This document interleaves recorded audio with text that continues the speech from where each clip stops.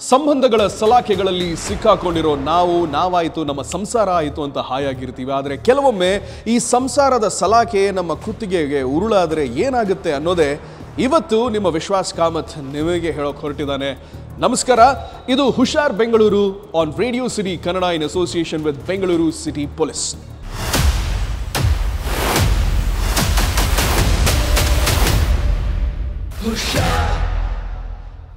ಬಿಸ್ನೆಸ್ನ ಮಾಡ್ತಾ ಇರುವಂಥ ಲೋಕನಾಥ್ ಈ ಕಥೆಯ ಮುಖ್ಯ ಪಾತ್ರಧಾರಿ.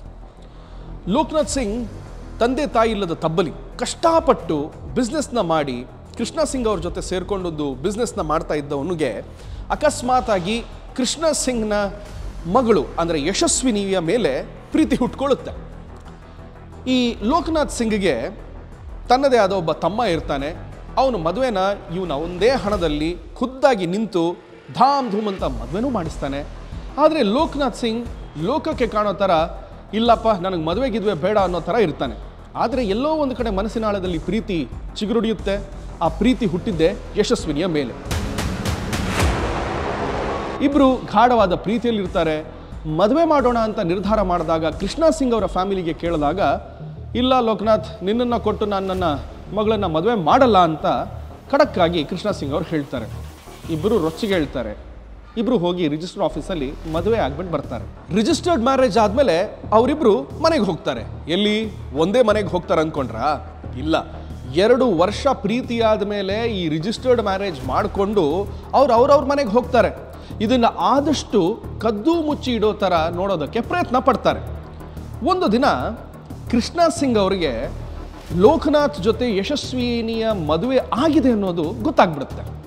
ಆಗ ಲೋಕನಾಥ್ ಸಿಂಗ್ಗೆ ಕೊಲೆ ಮಾಡುವಂಥ ಬೆದರಿಕೆಯನ್ನು ಕೂಡ ಹಾಕ್ತಾರೆ. ತಂಟೆಗೆ ಬರಬಾರ್ದು ಅನ್ನೋ ಒಂದು ಮಾತುಕತೆನೂ ಕೂಡ ಆಗುತ್ತೆ.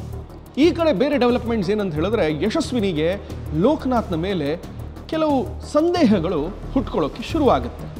ಅದಕ್ಕೆ ನಾನು ಹೇಳಿದ್ದು ಮೊದಲೇ, ಸಂಸಾರದ ಸಲಾಖೆಯಲ್ಲಿ ನಾವು ಯಾವ ರೀತಿಯಾಗಿ ಬಂದಿಯಾಗಿರ್ತೀವಿ ಅಂತ. ಏನಾದರೂ ವೈಮನಸ್ಸು ಬಂದರೆ ಗಂಡ ಹೆಂಡತಿ ಇಬ್ಬರು ಕೂತ್ಕೊಂಡು ಚರ್ಚೆ ಮಾಡಬೇಕೇ ಹೊರತು ತಾವೇ ಊಹಾಪೋಹಗಳನ್ನು ಮಾಡಬಾರ್ದು ಅಂತ. ಯಶಸ್ವಿನಿಯ ತಲೆಯಲ್ಲಿ ನನ್ನ ಗಂಡನಿಗೆ ಒಂದು ಅಕ್ರಮ ಸಂಬಂಧ ಇದೆ, ಕಲಿಸ್ತೀನಿ ಇವನಿಗೆ ಪಾಠ. ನನ್ನನ್ನು ಪ್ರೀತಿ ಮಾಡಿ ನನ್ನ ರಿಜಿಸ್ಟರ್ ಮ್ಯಾರೇಜ್ ಆಗಿ ನನ್ನನ್ನು ಬೇರೆ ಕಡೆ ಇಟ್ಟು ಇವನು ಬೇರೆ ಅಕ್ರಮ ಸಂಬಂಧ ಇಟ್ಕೊಂಡಿದ್ದಾನ ಅಂತ ಯೋಚನೆ ಮಾಡೋ ಯಶಸ್ವಿನಿಗೆ ಕುಮ್ಮಕ್ಕು ಕೊಟ್ಟಿದ್ದು ಅವಳ ತಾಯಿ ಹೇಮಾ. ಹಾಗೆ ಇವರು ಅಳಿಯಂದ್ರಿಗೆ ಚಿಕ್ಕಬಾಣಾವರದಲ್ಲಿರುವಂಥ ಬಿಳಿ ಜಾಜಿ ಅನ್ನೋ ಒಂದು ಜಾಗಕ್ಕೆ ಕರೀತಾರೆ. ಹೊಟ್ಟೆ ತುಂಬ ಊಟ ಮಾಡಿಸ್ತಾರೆ. ಆ ಊಟದಲ್ಲಿ ನಿದ್ರೆಯ ಮಾತ್ರೆಯನ್ನು ಹಾಕಿ ಕೊಡ್ತಾರೆ. ಲೋಕನಾಥ್ ಸಿಂಗ್ಗೆ ಲೋಕನೇ ಇಲ್ಲ ಅನ್ನೋ ತರಹ ಕಣ್ಣು ಮುಚ್ಕೊಂಡು ಮಲ್ಕೊಂಡಿರ್ತಾನೆ. ಇನ್ನೇನು ಸ್ವಲ್ಪ ಪ್ರಜ್ಞೆ ಬರಬೇಕು ಅಷ್ಟರಲ್ಲಿ ಅತ್ತೆ ಹೇಮಾ ಚಾಕು ತಗೊಂಡು ಅವನ ಕುತ್ತಿಗೆಗೆ ಚುಚ್ಚಿರ್ತಾಳೆ. ಆ ಚುಚ್ಚೋ ಪ್ರಕ್ರಿಯೆಯಲ್ಲಿ ಅವನ ಪ್ರೇಯಸಿ, ಅವನ ಹೆಂಡತಿ ಯಶಸ್ವಿನಿ ಕೂಡ ಯಶಸ್ವಿ ಆಗ್ತಾಳೆ, ಸಾಥ್ ಕೊಡ್ತಾಳೆ. ಲೋಕನಾಥ್ ಸಿಂಗ್ ಕೊನೆಗೂ ಕೂಡ ಲೋಕವನ್ನು ತ್ಯಜಿಸ್ತಾನೆ.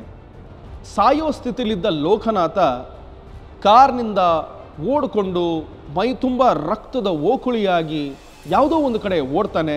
ಅವನು ಓಡಿದ್ದು ಸೋಲದೇವನಹಳ್ಳಿಯ ಕಡೆ.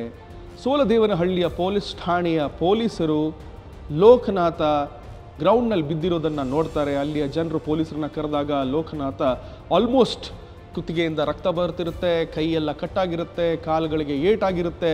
ಇಂಥ ಒಂದು ಸ್ಥಿತಿಯಲ್ಲಿ ಬಿದ್ದ ಲೋಕನಾಥನ ಮೊಬೈಲನ್ನು ಪಿಕ್ ಮಾಡಿ ನೋಡಿದಾಗ ಅವ್ರಿಗೆ ಗೊತ್ತಾಗಿದ್ದು ಒಂದು ವಿಷಯ ಏನಂದರೆ, ಲೋಕನಾಥನ ಲಾಸ್ಟ್ ಡಯಲ್ ನಂಬರ್ ಒಂದು ಹೆಣ್ಣುಮಗಳದ್ದು. ಆ ಹೆಣ್ಣುಮಗಳು ಯಾರು? ಅವಳೇ ಯಶಸ್ವಿನಿ. ಹಸೆಮಣೆಯನ್ನು ಏರಿದಂತಹ ಆ ಒಂದು ಹೆಣ್ಣು ಮಗಳು ಲೋಕನಾಥನಿಗೆ ಚಟ್ಟವನ್ನು ಕಟ್ಟಿರ್ತಾಳೆ. ಅಬ್ಬಬ್ಬಾ, ಮಾಂಗಲ್ಯವನ್ನು ಕಟ್ಟಿದ ಹೆಂಡ್ತಿನೇ ಕೊಲೆ ಮಾಡಿಬಿಟ್ಲಾ ಅನ್ನೋ ಒಂದು ಕ್ವೆಶ್ಚನ್ ಎಲ್ರಿಗೂ ಕಾಡುತ್ತಲ್ವಾ? ಹೆಣ್ಣು ಹೊನ್ನು ಮಣ್ಣು ಅಂತ ಹಿರಿಯರು ಹೇಳಿದ ಮಾತು ಅಕ್ಷರಶಃ ನಿಜ.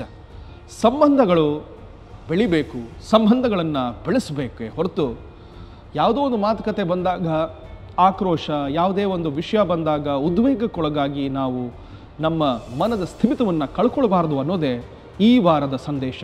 ನಿಮ್ಮ ವಿಶ್ವಾಸ್ ಕಾಮತ್ ನಿಮಗೆ ಕೊಡ್ತಾ ಇದ್ದಾನೆ ಆನ್ ಹುಷಾರು Bengaluru on radio city Kannada in association with Bengaluru city police.